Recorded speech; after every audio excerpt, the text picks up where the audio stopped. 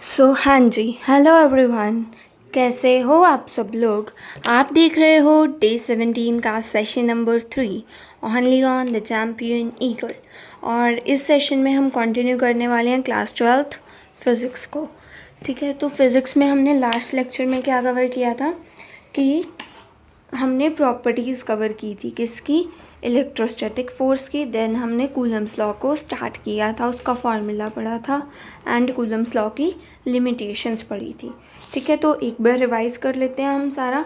तो electrostatic force की जो प्रॉपर्टीज़ थी उसमें से सबसे पहले आता था सेंट्रल फोर्स है।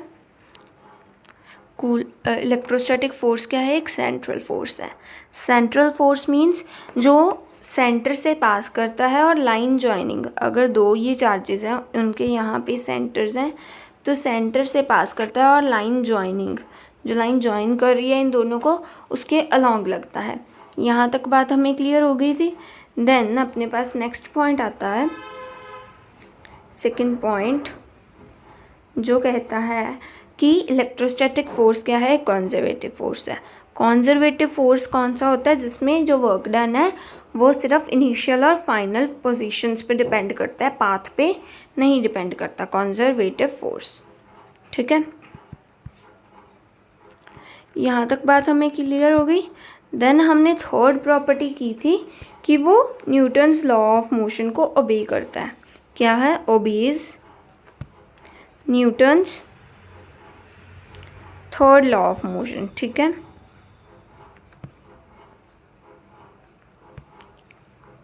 Of motion. ठीक है, मतलब दोनों जो फोर्सेस हैं, एक फर्स्ट चार्ज दूसरे चार्ज पे इलेक्ट्रोस्टैटिक फोर्स लगाएगा और सेकंड चार्ज फर्स्ट चार्ज पे, और दोनों चार्जेस क्या होंगे, इक्वल होंगे बट इन ऑपोजिट डायरेक्शंस। मतलब कि मैग्नीट्यूड ऑफ फोर्सेस क्या होगा, इक्वल होगा, लेकिन होगा किस डायरेक्शन में, ऑपोजिट डायरेक्शन में। और जो फोर्स लगेगा दोनों अलग अलग बॉडीज़ पे लगेंगे। ठीक है, तो उसे हम क्या कहते हैं, एक्शन और रिएक्शन पेयर। इसके बाद हमने बात की थी कि जो इलेक्ट्रोस्टैटिक फोर्स है लॉन्ग रेंज फोर्स है, मतलब बहुत दूर अगर दो चार्जेस पड़े हैं उनके बीच भी फोर्स होगा, लेकिन वो हम फील नहीं कर पाएंगे, हमें विजिबल नहीं होगा। इसके बाद आता है अपने पास फिफ्थ पॉइंट, दैट जो इलेक्ट्रोस्टैटिक फोर्स है वो किसे फॉलो करता है, इनवर्स स्क्वायर लॉ को। इनवर्स स्क्वायर लॉ मतलब कि force is directly inversely proportional to distance का स्क्वायर, आर का स्क्वायर। ठीक है, देन अपने पास सिक्स्थ पॉइंट आ गया। सिक्स्थ पॉइंट क्या कहता है कि जो अपना इलेक्ट्रोस्टैटिक फोर्स है वो मीडियम पे डिपेंड करता है। तो आज का हमारा टॉपिक ही ये है कि मीडियम पे कैसे डिपेंड करता है। ठीक है, कुछ चीज़ें हम पढ़ेंगे और आपको उसके वजह से समझ आ जाएगा, मीडियम डिपेंडेंट होता है। इसके बाद सेवन्थ पॉइंट है, सेवन्थ पॉइंट आता है सुपर पोजिशन प्रिंसिपल क्या है, वैलिड है। क्या, सुपर पोजिशन प्रिंसिपल वैलिड है। यहाँ पे सुपर पोजिशन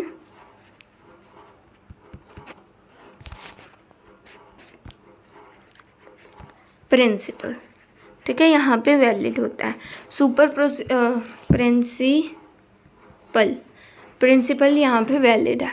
मतलब कि जो सुपर पोजिशन प्रिंसिपल है वो कहता क्या है, अगर दो चार्जेस के बीच कोई फोर्स है वो तीसरे चौथे पांचवें छठे चार्ज पे डिपेंड नहीं करेगा। तो यहाँ तक बात हमें क्लियर हो गई है। देन अपना आता है कूलम्स लॉ। कूलम्स लॉ के थ्रू हम क्या कर सकते हैं, इलेक्ट्रोस्टैटिक फोर्स का मैग्नीट्यूड निकाल सकते हैं। ठीक है, और मैग्नीट्यूड, अब डेफिनेशन देखो कूलम्स लॉ की, या फिर फोर्स की डेफिनेशन क्या होती है, इलेक्ट्रोस्टैटिक फोर्स की क्या होता है, क्या कहते हैं हम, electrostatic force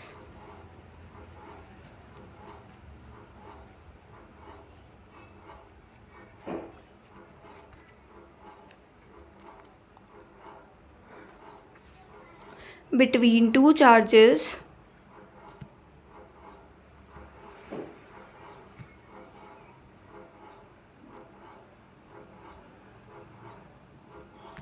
is directly proportional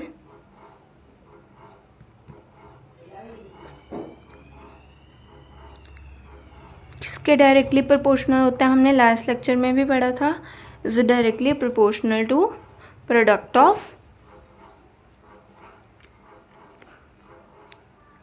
magnitude of charges, product of magnitude of charges. ठीक है, मैग्नीट्यूड लेना है, चार्ज का साइन नहीं लेना है। Magnitude of charges and inversely proportional to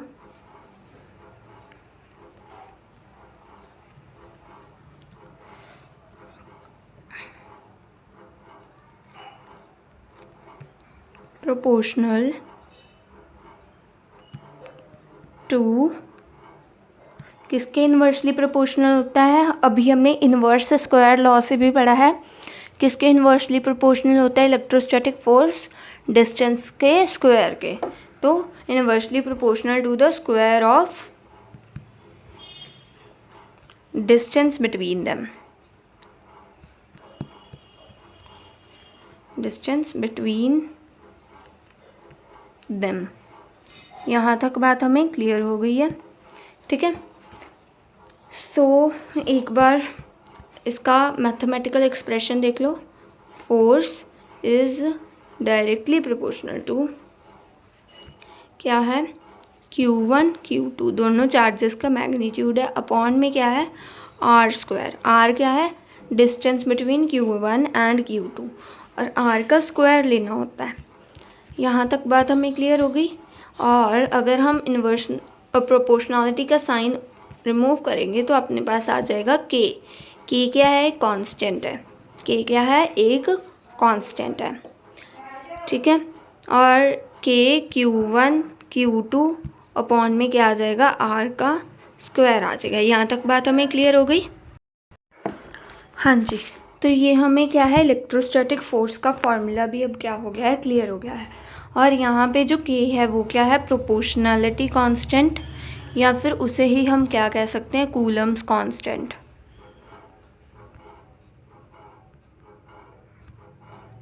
यहाँ तक बात हमें क्लियर हो गई है। सो अब हम इसी प्रोपोर्शनैलिटी कांस्टेंट की बात करते हैं, लेकिन इससे पहले कुछ क्वेश्चन नहीं, सबसे पहले हम प्रोपोर्शनैलिटी कांस्टेंट की ही बात कर लेते हैं, फिर हम क्वेश्चंस करेंगे। ठीक है, क्योंकि प्रोपोर्शनैलिटी कांस्टेंट भी हमने उन्हीं क्वेश्चंस में साथ के साथ यूज़ करना है। नहीं, चलो पहले हम क्वेश्चंस ही करते हैं कुछ। K की वैल्यू वहाँ पे हम पुट नहीं करेंगे, K को K ही लिख देंगे। ठीक है, वैल्यूज़ हम अभी करेंगे थोड़े टाइम बाद, क्वेश्चंस के बाद। एक बार आपको पता चल जाएगा कि कूलम्स लॉ के अपने क्वेश्चंस कैसे सॉल्व करने हैं, कैसे क्वेश्चंस होते हैं।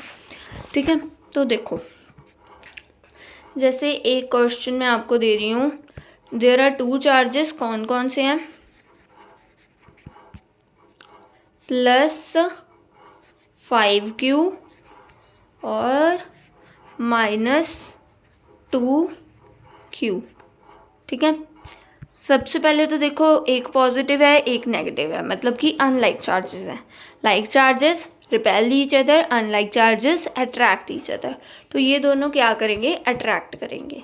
सबसे पहला क्वेश्चन ही मेरा था, मैंने क्वेश्चन बोला नहीं, लेकिन आपको हर एक बार ये चीज़ देखनी है। ठीक है, सबसे पहला हमारा क्वेश्चन ही क्या है कि ये दोनों क्या होंगे, यहाँ पे अट्रैक्टिव फोर्स होगा। कैसा फोर्स होगा, अट्रैक्टिव फोर्स। ठीक है, यहाँ तक बात हमें क्लियर हो गई है। देन अब आप देखो, यहाँ पे डिस्टेंस हमें दिया गया है 2r। कितना दिया है, 2r। ठीक है, तो अब हम निकाल रहे हैं इलेक्ट्रोस्टैटिक फोर्स की value. Force is equals to K की वैल्यू हमें नहीं पता है अभी, एक बार छोड़ दो। इसके बाद K Q1 क्या होता है, Q1 यहाँ पे है 5Q। मैंने आपको पहले ही कहा था साइन को हमने कंसीडर नहीं करना है फॉर्मूले में। ठीक है, तो यहाँ पे आ जाओ, Q1 क्या है 5 कैपिटल Q, और Q2 क्या है 2 स्मॉल q। ठीक है, अपॉन में क्या आ जाएगा, R का स्क्वायर। लेकिन यहाँ पे R is equals to 2R है, मतलब आप नहीं समझ रहे हो। आर का स्क्वायर वहाँ पे क्या था, R means distance between two charges, लेकिन यहाँ पे डिस्टेंस हमें 2r दिया है। कितना दिया है, 2r दिया है। तो हम यहाँ पे पूरे 2r का स्क्वायर करेंगे। 2r का होल स्क्वायर आ जाएगा 4r स्क्वायर। ठीक है, 4r स्क्वायर आ गया अपने पास। तो इसे अगर आप सॉल्व करोगे तो यहाँ पे आ जाएगा 2 और यहाँ पे 2 कैंसिल आउट। तो अपने पास आ जाएगा 5k capital Q small q upon में 2r स्क्वायर। ठीक है, ये अपना क्या बन गया, इलेक्ट्रोस्टैटिक फोर्स। लेकिन अब अगर आपको Q की वैल्यू, अगर मैं आपको वैल्यूज़ दे दूँ बाय एनी चांस, मैं आपको बता दूँ Q इज़ इक्वल्स टू, मान लो 4, small q is equals to, जैसे हम ले लेते हैं 5 ले लो, एंड k की वैल्यू अगर फ्री स्पेस में बात करूं तो k इज़ इक्वल्स टू, ये कांस्टेंट होता है तो k की वैल्यू मैं आपको बता रही हूँ, लेकिन ये हर जगह एप्लीकेबल नहीं होगा, वो मैं आपको बताऊंगी, क्योंकि हमने बात की थी कि मीडियम पे डिपेंड करता है। क्या मीडियम पे डिपेंड करता है, इलेक्ट्रोस्टैटिक फोर्स। तो यहाँ पे चार्ज तो मीडियम पे डिपेंड नहीं करेगा, जो चार्ज प्लस क्यू है वो प्लस क्यू ही रहेगा, चाहे कोई भी मीडियम आ जाए, चाहे एयर हो, चाहे वैक्यूम हो, या फिर कोई और मीडियम आ जाए। ठीक है, तो चार्जेस सेम रहेंगे, डिस्टेंस भी क्या रहेगा, सेम रहेगा। तो क्या डिपेंड करेगा मीडियम पे, के, प्रोपोर्शनैलिटी या फिर Coulomb's constant.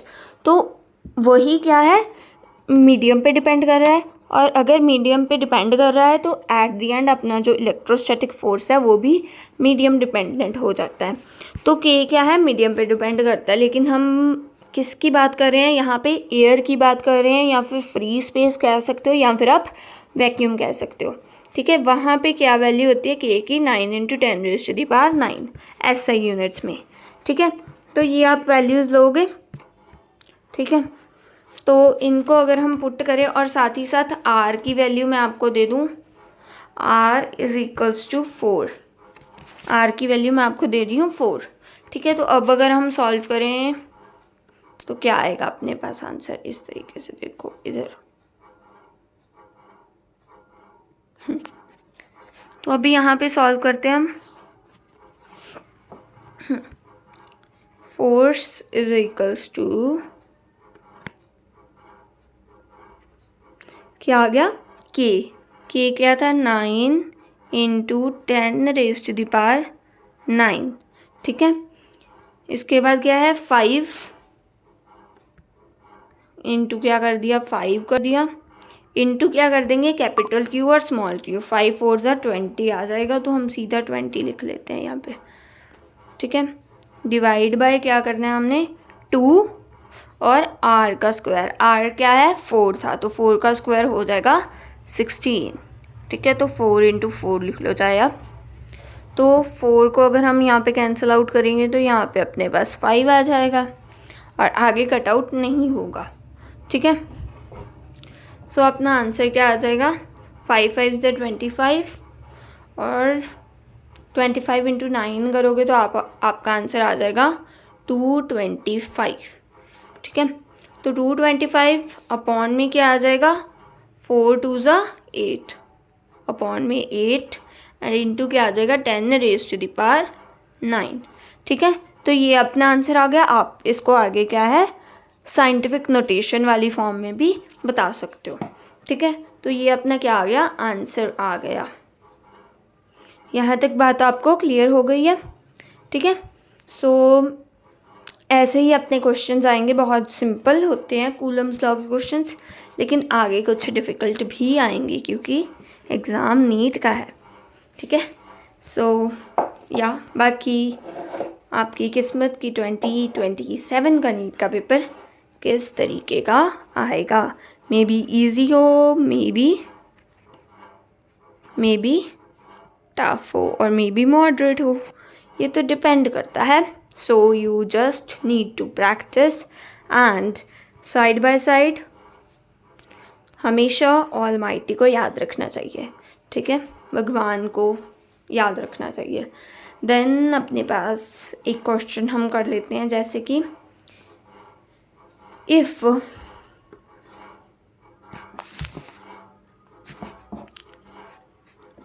distance between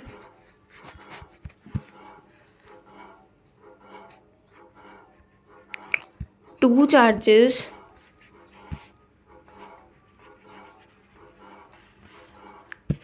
is changed from R to 3R by 2, then magnitude of force, ठीक है, फोर्स क्या होगा, इंक्रीज होगा या डिक्रीज होगा, और साथ ही साथ हमें वैल्यू पूछी है कि कितना डिक्रीज होगा या कितना इंक्रीज होगा। तो मान लो कुछ फोर्स था, फोर्स इज इक्वल्स टू के Q1 Q2 ओवर में R का स्क्वायर। कि ये तो क्या रह जाएगा, कांस्टेंट, क्योंकि हमें कुछ भी नहीं बताया मीडियम चेंज हुआ है या नहीं हुआ। और अगर ऐसा कोई क्वेश्चन होगा भी तो अभी तो हमने मीडियम के बारे में पढ़ा नहीं, तो मैं तो आपको नहीं करवा रही हूँ ऐसा क्वेश्चन, ठीक है। तो के यहाँ पे क्या रहेगा, कांस्टेंट। इसके बाद क्या आ गया, Q1 और Q2, इसके बारे में भी हमें कुछ नहीं बताया कि चार्जेस को चेंज किया, रीडिस्ट्रीब्यूट किया, कुछ किया या नहीं किया, हमें नहीं बताया, ठीक है। देन अपने पास आ गया आर को, आर क्या है, distance between Q1 and Q2, इसको चेंज करके क्या कर दिया, 3/2R कर दिया, ठीक है। तो अब देखो एफ डैश क्या हो जाएगा। ये क्वेश्चन को आप दो मेथड से कर सकते हो, एक बार सबसे फर्स्ट मेथड से करवाती हूँ। तो एफ डैश हो जाएगा के Q1 Q2 अपॉन में 3R/2 का होल स्क्वायर, ठीक है। तो यहाँ पे आ जाएगा 4K Q1 Q2 अपॉन में 3 का स्क्वायर और R का स्क्वायर, 9R स्क्वायर। अब आप यहाँ पे देखो ये जो इतना पार्ट है, जस्ट इतना पार्ट, एक सेकेंड, अब देखो जो ये इतना पार्ट है ये किस चीज़ का फॉर्मूला है, के Q1 Q2 अपॉन में R स्क्वायर। ये तो F का फॉर्मूला था, ठीक है। तो हम F डैश को क्या लिख सकते हैं, यहाँ से F dash is equals to 4/9F, मतलब कि जो फोर्स है वो अपना क्या हुआ है, 4/9 टाइम्स इंक्रीज हुआ है। कितने टाइम्स, 4/9 टाइम्स। यहाँ तक बात हमें क्लियर हो गई है, ठीक है। एंड एक मैंने आपको अभी बताया था कि एक सेकंड मेथड है जो ज़्यादा इजी है मुझे लगता है, लेकिन ये भी इजी है, मतलब कई बार बच्चे उस मेथड में थोड़ा सा कंफ्यूज हो जाते हैं, तो यहाँ पे वो मेथड इसीलिए कंफ्यूजिंग नहीं है, तो कुछ लोगों को ये मेथड इजी लगता है, ठीक है। तो देखो अब क्या है, f की वैल्यू हमें दी हुई है, ये तीनों क्या है, कांस्टेंट है। तो हम क्या लिख सकते हैं, f इज प्रोपोर्शनल टू, ठीक है, f is proportional to, inversely proportional to R square, ठीक है, क्योंकि Q1 और Q2 क्या है, कांस्टेंट है, और K भी क्या है, एक कांस्टेंट है। यहाँ तक बात हमें क्लियर हो गई। और अगर आप F डैश लोगे वो भी सिर्फ R पे ही डिपेंड करेगा, मतलब कि डिस्टेंस पे ही डिपेंड करेगा, क्योंकि चार्जेस तो कांस्टेंट है अपने पास। तो F डैश क्या आ जाएगा, 1/9R स्क्वायर, और ऊपर आ जाएगा 4। तो अगर आप देखो यहाँ से 1/R स्क्वायर, इसको आप लिख लो, जैसे 4 को 4 × 1 लिख लो, तो यहाँ पे क्या आ जाएगा, 1/R का स्क्वायर। और 1/R का स्क्वायर क्या था, अभी यहाँ पे क्या था, F था, क्या था, F था। तो आप F डैश को क्या लिख सकते हो, 4F/9। यहाँ तक बात आपको क्लियर हो गई। तो ये आंसर थोड़ा सा इजीली आ गया, लेकिन कई बार कन्फ्यूजन हो जाती है यहाँ पे कि प्रोपोर्शनैलिटी का साइन लेना है, कौन सी चीज़ कांस्टेंट है, कौन कांस्टेंट नहीं है, वो फिर आपने ध्यान से करना होता है, ठीक है। यहाँ तक बात आपको क्लियर हो गई है। इसके बाद अब हम एक क्वेश्चन और करते हैं।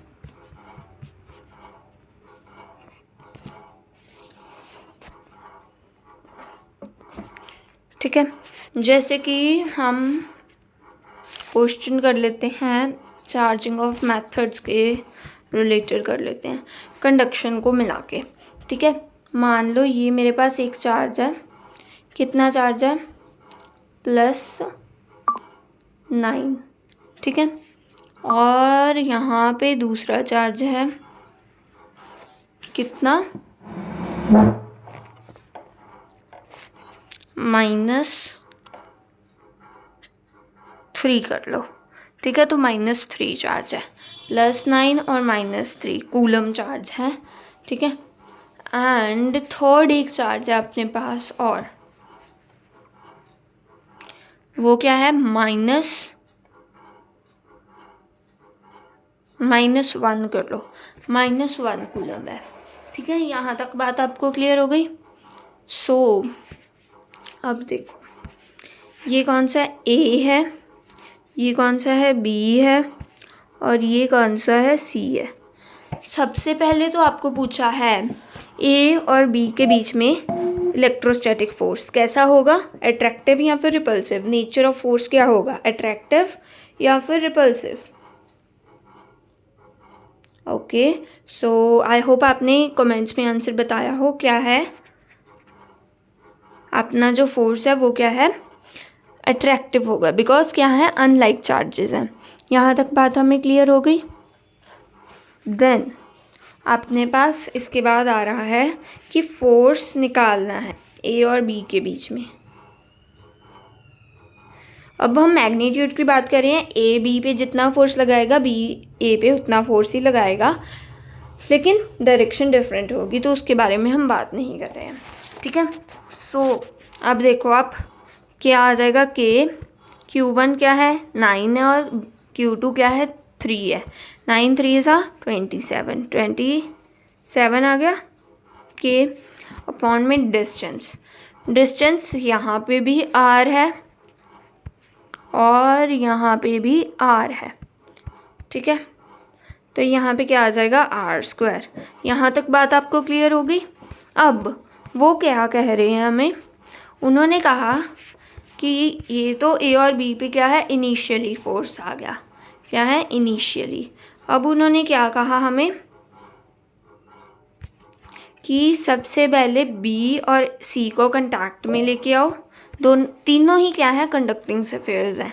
पहले बी और सी को अगर हम कांटेक्ट में ले आएंगे तो क्या होगा, आप मुझे बता सकते हो। कंडक्टिंग स्फीयर्स पे चार्जेस रीडिस्ट्रीब्यूट हो जाते हैं जब हम उन्हें कांटेक्ट में लेके आते हैं। तो यहाँ पे -3 -1 ऐड करोगे तो क्या आ जाएगा, -4। हम डिवाइड बाय 2 कर देंगे क्योंकि दोनों चार्जेस पे रीडिस्ट्रीब्यूट करना है, तो क्या आ जाएगा, -2 -2। ठीक है, तो अब यहाँ पे हम न्यू चार्जेस लिख लेते हैं, -2, और यहाँ पे भी कितना, -2 चार्ज है। ठीक है, यहाँ तक बात हमें क्लियर हो गई। अब उन्होंने क्या कहा, सी और ए को भी हम कांटेक्ट में लेके आएंगे। किसको, सी और ए को।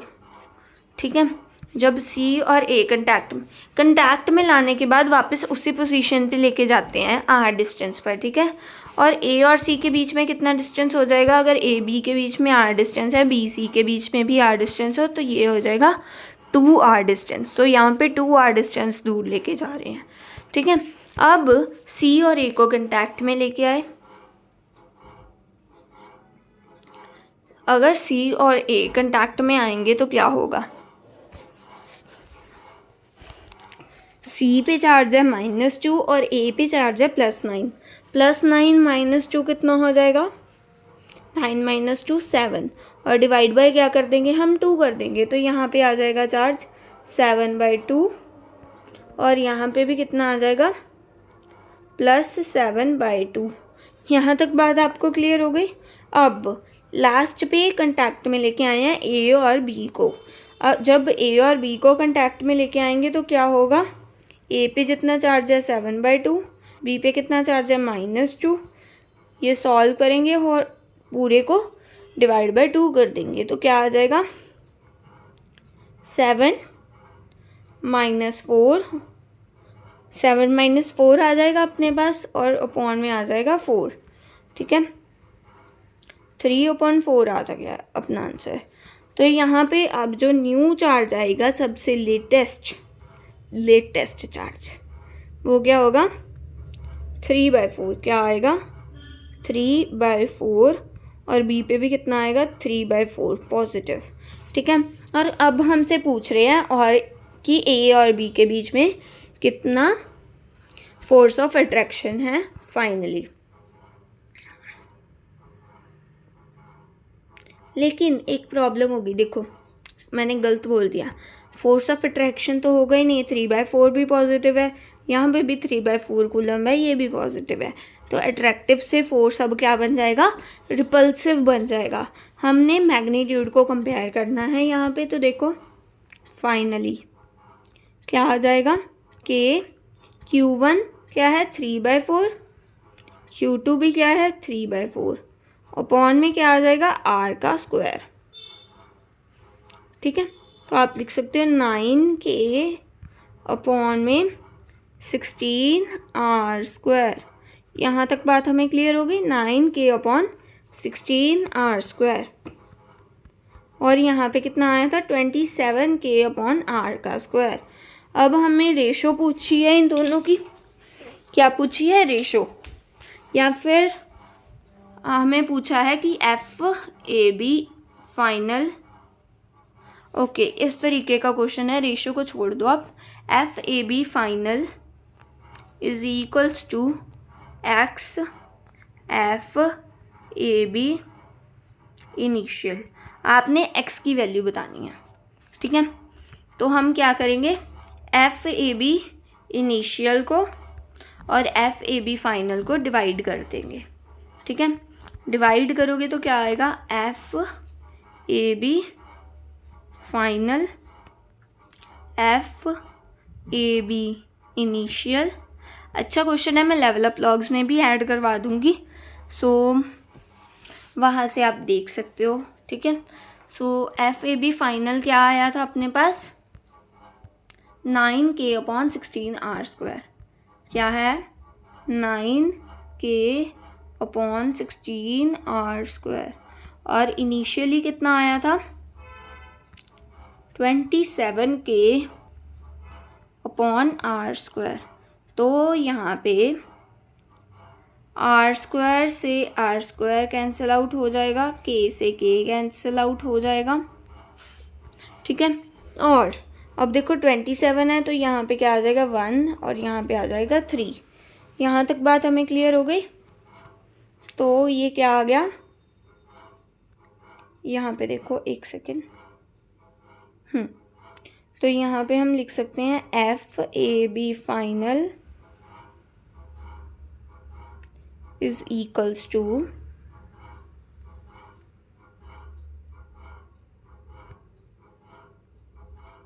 क्या आ जाएगा? FAB इनिशियल इंटू क्या कर देंगे हम? 1 अपॉन में 16 इंटू 3। क्या है?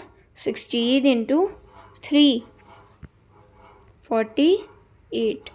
तो x की क्या वैल्यू आएगी? 1/48। अब बहुत से बच्चे गलती क्या करेंगे, इसको हम ये भी तो लिख सकते हैं ना, FAB इनिशियल अपॉन में 48 लिख सकते हैं। ठीक है। यहाँ पे अपॉन में 48 तो लिख सकते हैं हम। अब देखो प्रॉब्लम क्या हुई। प्रॉब्लम ये होगी कि बहुत से बच्चे x इक्वल्स टू 48 लिख देंगे, जो क्या है? रॉन्ग हो जाएगा।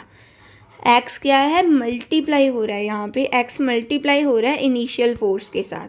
तो इनिशियल फोर्स के साथ यहाँ पे 1/48 मल्टीप्लाई हो रहा है, और यहाँ पे इनिशियल फोर्स के साथ 48 तो डिवाइड हो रहा है। तो x की वैल्यू क्या आएगी? करेक्ट आंसर 1/48 आएगा। ठीक है। एक बार दोबारा देखो, हमें क्वेश्चन में पूछा क्या था, समझने की कोशिश करना। ठीक है। मैं कलर चेंज कर लूँ एक बार।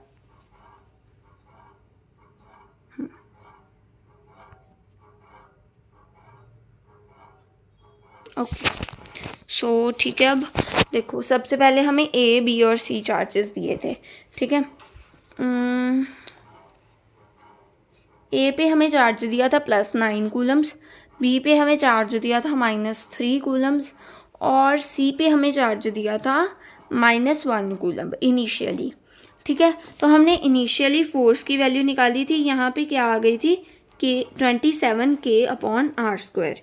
इसके बाद हमें क्या बताया कि पहले ए और बी कंटैक्ट में आए, इसके बाद बी और सी कंटैक्ट सबसे पहले बी और सी को कंटैक्ट में लाए थे हम, इसके बाद ए और सी को कंटैक्ट में लाए थे एंड देन क्या है ए और बी को कंटैक्ट में लाए थे। तो फाइनली अपने पास चार्जेस क्या बने थे, ए पे +3/4 कूलम, बी पे +3/4 कूलम और सी पे 7/2 कूलम। ठीक है, ये अपने फाइनली चार्जेस बने थे आफ्टर कंटैक्ट। ठीक है, और ए बी और सी तीनों क्या थे, कंडक्टिंग अफेयर्स थे और ए बी के बीच में r डिस्टेंस था, बी और सी के बीच में भी r डिस्टेंस था। और हमने फिर कूलम्स लॉ के साथ हमने क्या है एफ ए बी फाइनल भी फाइंड कर लिया। ठीक है, ए और बी के बीच में फाइनल जो था वो क्या हो गया था, रिपल्सिव फोर्स हो गया था, लेकिन जो इनिशियली था वो कौन सा था, अट्रैक्टिव फोर्स था। ठीक है, तो सबसे पहले तो अट्रैक्टिव से फोर्स रिपल्सिव बन गया। सेकेंडली क्या चेंज हुआ यहाँ पे कि जो अब फोर्स का मैग्नीट्यूड आया वो कितना आया 9K/16r², लेकिन पहले कितना आया था 27 K/r²। तो हमें क्वेश्चन में पूछी क्या चीज़ थी, हमें पूछा था अगर F A B final is equals to x times F A B initial तो x की वैल्यू क्या है। तो x की वैल्यू हमने यहाँ पे फाइंड की है। ठीक है, दोनों को डिवाइड किया, सॉल्व किया एंड देन हमारे पास x की वैल्यू आई 1/48। x इज इक्वल्स टू 48 क्या है, रॉन्ग है, करेक्ट क्या है, x इज इक्वल्स टू 1/48। यहाँ तक बात आपको आई होप क्लियर हो गई होगी। तो यहाँ पे अपना मेथड ऑफ चार्जिंग यूज़ हो रहा था जो क्या था, कंडक्शन। ठीक है, यहाँ तक बात हमें क्लियर हो गई है। देन अब हम बात करते हैं कि इलेक्ट्रोस्टैटिक फोर्स मीडियम पे कैसे डिपेंड करता है, वो चीज़ को हम समझते हैं एंड उसके क्वेश्चंस फिर हम कल करेंगे। ठीक है, सो देखो 1 मिनट,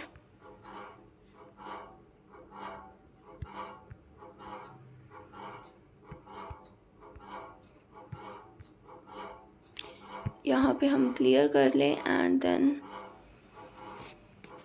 हाँ जी, तो अब हम स्टार्ट करते हैं।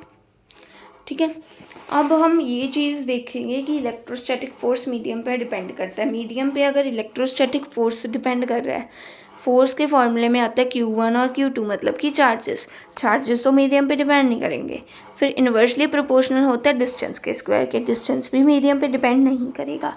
और साथ ही साथ एक कांस्टेंट आता है प्रोपोर्शनैलिटी कांस्टेंट या फिर कूलम्स कांस्टेंट, वो ही फिर क्या होगा, मीडियम पे डिपेंड करता होगा, इसीलिए तो अपने इलेक्ट्रोस्टैटिक फोर्स मीडियम पे डिपेंड करेगा। ठीक है, सो अब हम बात करते हैं के की वैल्यू की। के किसके इक्वल होता है, अगर हम फ्री स्पेस में है, किस में है, फ्री स्पेस में, यहाँ पे लिख लो, अगर हम फ्री स्पेस में हैं या फिर आप लिख सकते हो एयर या फिर वैक्यूम। ठीक है, इन तीनों में हैं अगर अपने चार्जेस, तो क्या होगा, के की वैल्यू किसके इक्वल होगी, 1/4 पाई एप्सिलॉन नॉट। क्या आएगा, 1/4 पाई एप्सिलॉन नॉट। और 1/4 पाई एप्सिलॉन नॉट की वैल्यू क्या होती है, 9 × 10⁻⁹। ठीक है, ये किस में होती है, SI यूनिट्स में। SI यूनिट्स क्या है अब अपने प्रोपोर्शनैलिटी कांस्टेंट के, वो है newton metre square upon coulomb square. ठीक है, न्यूटन मीटर स्क्वायर पर कूलम्ब स्क्वायर। और सबसे ज़्यादा आपको इसी की ज़रूरत पड़ेगी, तो इसे तो याद रख लो, क्या है, 9 × 10⁹ newton metre square upon coulomb square. ठीक है, यहाँ तक बात आपको क्लियर हो गई है। अब आप सोचोगे ये यूनिट कहाँ से आया, तो एक बार हम यूनिट के बारे में भी बात कर लेते हैं थोड़ी सी।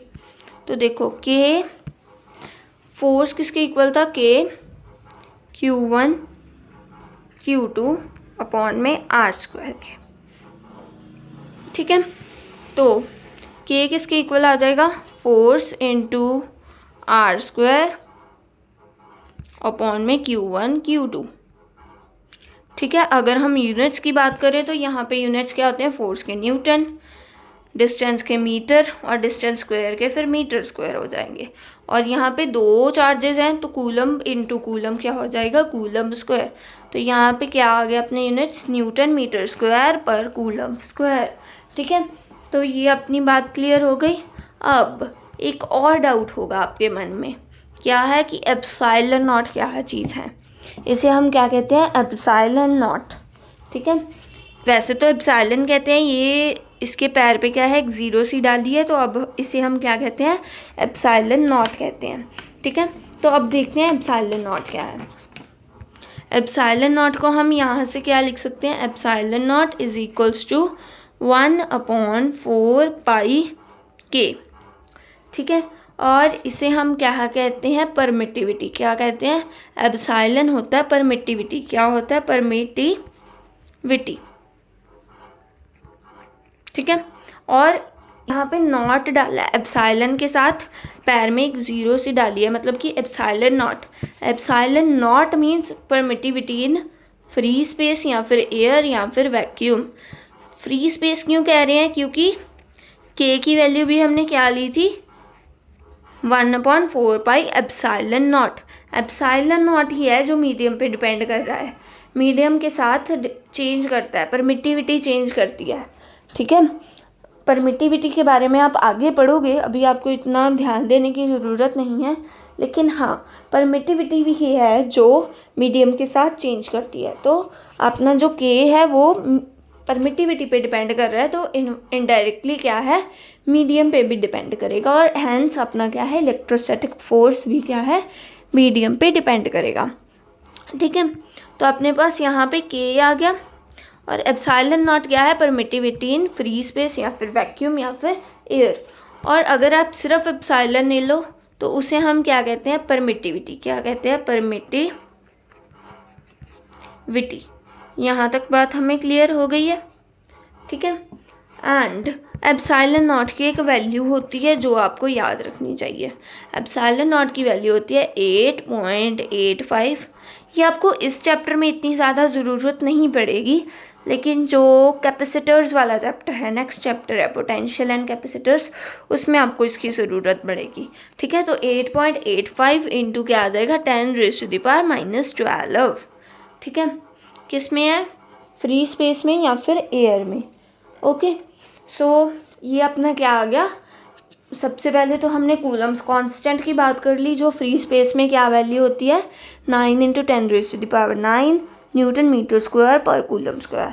इसके बाद एप्सिलॉन नॉट के बारे में हमने पढ़ा, जिसकी वैल्यू क्या होती है फ्री स्पेस में, 8.85 × 10⁻12। यहाँ तक बात हमें क्लियर होगी। अब देखो कि अगर कोई मीडियम आ जाए, एनी मीडियम,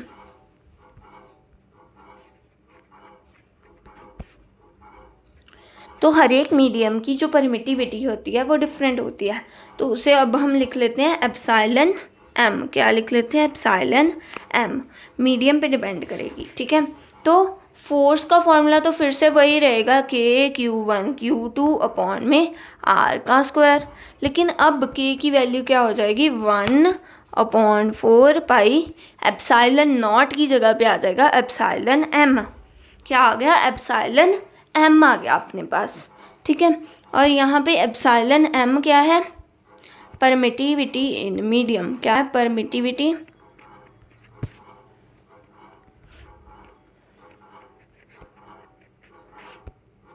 इन मीडियम, और ये हर एक मीडियम के लिए डिफरेंट वैल्यू होती है, तो इसकी वैल्यू हम फाइंड नहीं कर सकते हैं, वो तो डिपेंड करेगी। ठीक है, यहाँ तक बात आपको क्लियर हो गई है। ठीक है, और यहाँ पे फिर के की वैल्यू भी क्या हो जाएगी, चेंज हो जाएगी। यहाँ पे कूलम्स कांस्टेंट की वैल्यू भी चेंज हो जाएगी। अब आप सोचोगे कि मैंने तो आपको बताया कि कांस्टेंट है, कूलम्स कांस्टेंट है के, तो इसकी वैल्यू कैसे चेंज हो जाएगी। इसकी वैल्यू इसीलिए चेंज होगी क्योंकि इसकी वैल्यू मीडियम पे डिपेंड कर रही है। अगर मीडियम सेम है तो इसकी वैल्यू सेम रहती है, मतलब कि कांस्टेंट वैल्यू होती है। लेकिन अगर मीडियम ही चेंज कर दिया, और क्योंकि ये मीडियम पे डिपेंड कर रहा है, क्योंकि ये एप्सिलॉन परमिटिविटी पे डिपेंड कर रहा है, तो दैट्स वाई अगर मीडियम चेंज करोगे तो कूलम्स कांस्टेंट की वैल्यू भी क्या है, चेंज हो जाएगी। क्या होगी, चेंज होगी। ठीक है, तो कांस्टेंट्स अलग अलग तरह के होते हैं।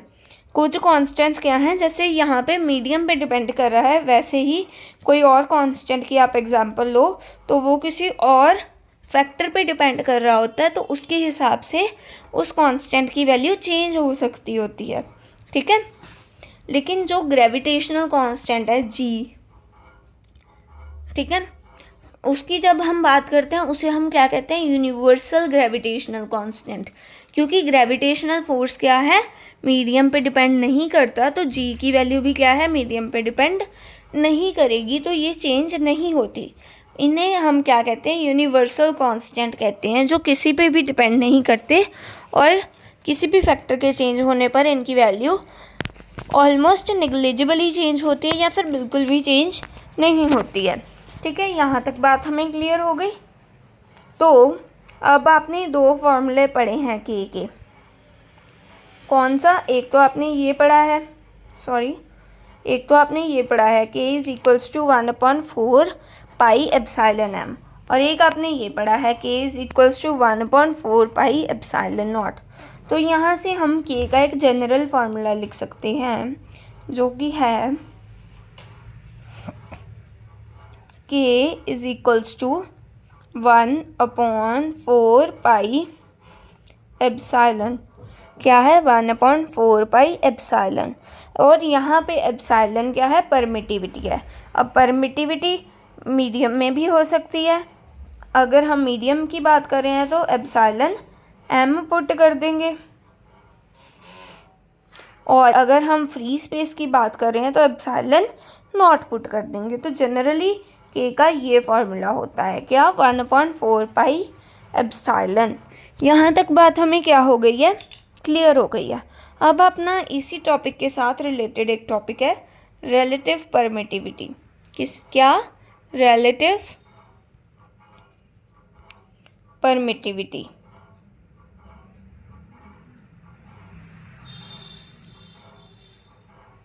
या फिर रिलेटिव परमिटिविटी, जिसे हम एप्सिलॉन आर से रिप्रेजेंट करते हैं, उसे हम क्या लिख सकते हैं, डाई इलेक्ट्रिक कांस्टेंट।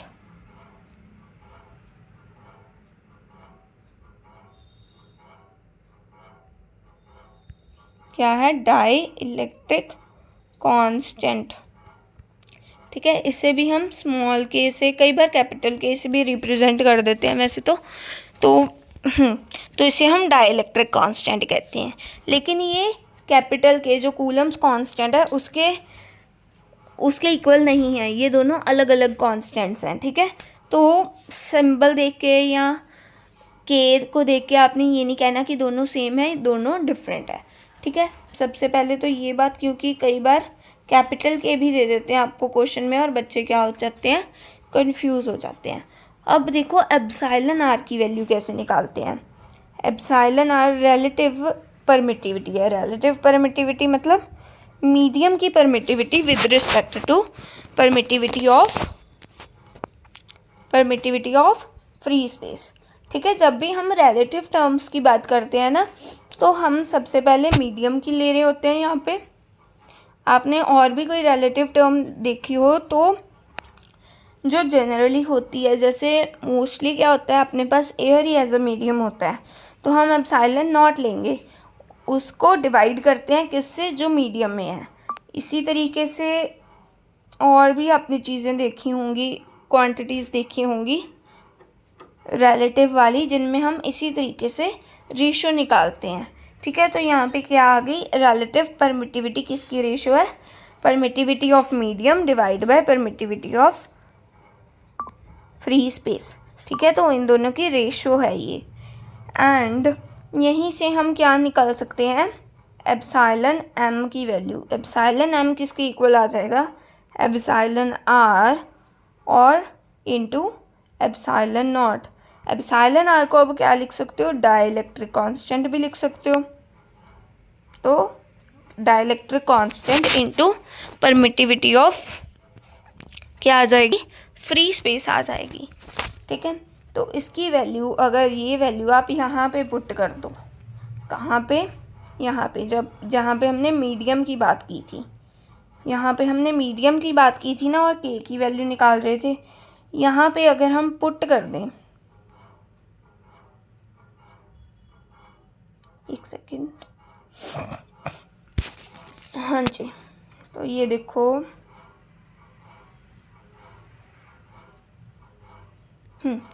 तो ये देखो यहाँ से के की वैल्यू क्या आ जाएगी, ये के क्या है, कूलम्स कांस्टेंट है, 1/4 पाई एप्सिलॉन एम आ गया अपने पास। एप्सिलॉन एम को अब हम क्या लिख सकते हैं, जो मैंने आपको बताया है, epsilon M is equals to dielectric constant into epsilon naught, या फिर आप लिख सकते हो relative permittivity into epsilon naught. ठीक है, तो यहाँ पे हम पुट कर देते हैं, तो क्या आ जाएगा, K is equals to 1/4 pi epsilon M epsilon naught into dielectric constant. ठीक है, तो के की वैल्यू क्या आ जाएगी अब अपने पास, 1/4 पाई एप्सिलॉन नॉट, तो क्या हो जाता है, के in free space, Coulomb's constant in free space, इतनी चीज़ क्या हो गई है, Coulomb's constant in free space हो गई है। तो कूलम्स कांस्टेंट इन मीडियम को यहाँ पे हम के एम से रिप्रेजेंट कर लेते हैं। चलो मान लो यहाँ पे भी के एम ले लो, यहाँ पे भी के एम ले लो, ताकि आपको कन्फ्यूजन ना हो, और यहाँ पे भी के एम ले लो आप। ठीक है, तो यहाँ पे कूलम्स कांस्टेंट इन मीडियम की बात कर रहे हैं, और जो यहाँ वाला के है ये क्या है, Coulomb's constant in free space. तो कूलम्स कांस्टेंट इन मीडियम किसके इक्वल आ जाता है, Coulomb's constant in free space के अपॉन में डाई इलेक्ट्रिक कांस्टेंट या फिर रिलेटिव परमिटिविटी के। और इसी को ही अगर हम फोर्स के फॉर्मूले में पुट कर दें तो क्या आ जाएगा, force in a medium is equals to force in air upon में डाई इलेक्ट्रिक कांस्टेंट। तो जब भी दो चार्जेस को एयर से उठा के किसी मीडियम में ले जाते हैं तो अट्रैक्टिव या रिपल्सिव फोर्सेस का मैग्नीट्यूड क्या करता है, हमेशा ही डिक्रीज करता है। क्या करता है, हमेशा डिक्रीज करता है, क्योंकि डाई इलेक्ट्रिक कांस्टेंट क्या है, डिवाइड हो रहा है। तो एयर में जितना था उससे डाई इलेक्ट्रिक कांस्टेंट टाइम्स कम हो जाएगा अपना फोर्स मीडियम में, और के की वैल्यू हमेशा क्या होती है, मतलब कि डाई इलेक्ट्रिक कांस्टेंट हमेशा क्या है, 1 या 1 से बड़ा ही होता है। ठीक है, इस चीज़ को तो आप नोट कर लो कि के इज़ ऑलवेज ग्रेटर देन और इक्वल टू 1। ठीक है, एंड आज का अपना टॉपिक यहाँ तक ही था। आई होप आपको क्लियर हुई होगी अब सारी बातें। क्या है, सबसे पहले तो मैंने आपको बताया था कि के क्या है, कूलम्स कांस्टेंट है, उसकी वैल्यू फ्री स्पेस में 9 × 10⁻⁹ होती है, और किसके इक्वल होता है, 1/4 पाई एप्सिलॉन नॉट के। उसी फॉर्मूले से हमने एप्सिलॉन नॉट की वैल्यू निकाली, तो क्या आई, 8.85 × 10⁻⁻12। ठीक है, और एप्सिलॉन नॉट होता क्या है, परमिटिविटी इन फ्री स्पेस, और एप्सिलॉन क्या होता है, परमिटिविटी। ठीक है, देन अगर हम मीडियम की बात करें तो फोर्स क्या हो जाएगा, के Q1 Q2 अपॉन R² ही रहेगा। फोर्स तो सेम रहेगा, लेकिन जो कूलम्स कांस्टेंट है वो क्या है, मीडियम में चेंज हो जाएगा। तो वो यहाँ पे क्या आ जाएगा, 1/4 पाई एप्सिलॉन m आ जाएगा। अब इन दोनों को अगर आप कंपेयर करो तो जो कूलम्स कांस्टेंट है उसका जनरली हम फॉर्मूला लिख सकते हैं, K is equals to 1/4 pi epsilon. Epsilon किस पे डिपेंड करता है, अब मीडियम पे डिपेंड करता है। अगर मीडियम है तो एप्सिलॉन m लिख लेंगे, अगर फ्री स्पेस है या फिर एयर है तो एप्सिलॉन नॉट लिख लेंगे। यहाँ तक बात हमें क्लियर हो गई। फिर हमने निकाली रिलेटिव परमिटिविटी, जिसे हम एप्सिलॉन r से रिप्रेजेंट कर रहे हैं, या फिर हम लिख सकते हैं डाई इलेक्ट्रिक कांस्टेंट, जिसे हम क्या लिखते हैं, के, स्मॉल के, या फिर कई बार कैपिटल के भी, ठीक है। उसकी वैल्यू क्या आ गई, एप्सिलॉन एम अपॉन में एप्सिलॉन आर, ठीक है। तो एप्सिलॉन एम की वैल्यू क्या आ गई है, epsilon R into epsilon naught, या फिर dielectric constant into epsilon naught. यहाँ तक बात हमें क्लियर हो गई है, ठीक है। सो यहाँ पे अब हम कूलम्स कांस्टेंट इन मीडियम में अगर हम एप्सिलॉन एम की वैल्यू पुट कर दें तो अपने पास कूलम्स कांस्टेंट इन मीडियम किसके इक्वल आ जाता है, कूलम्स कांस्टेंट इन एयर या फिर फ्री स्पेस अपॉन में डाई इलेक्ट्रिक कांस्टेंट। और अगर आप इसी कूलम्स कांस्टेंट की वैल्यू फोर्स के फॉर्मूले में पुट करोगे तो force in a medium is equals to force in air divide by coulomb's constant divide by क्या आ जाएगा, डाई इलेक्ट्रिक कांस्टेंट आ जाएगा। और क्योंकि डाई इलेक्ट्रिक कांस्टेंट की वैल्यू हमेशा 1 के इक्वल होती है या फिर 1 से बड़ी होती है, ठीक है, तो जो फोर्स इन अ मीडियम है वो क्या हो जाएगा, या तो 1 के फोर्स इन एयर के इक्वल आ जाएगा या फिर उससे कम होगा। इक्वल आने के चांसेस तो होते ही नहीं हैं, क्या होगा, कम ही होगा हमेशा। तो क्या हो जाएगा, कम होगा। आप इक्वल टू का साइन ना रिमूव ही कर दो।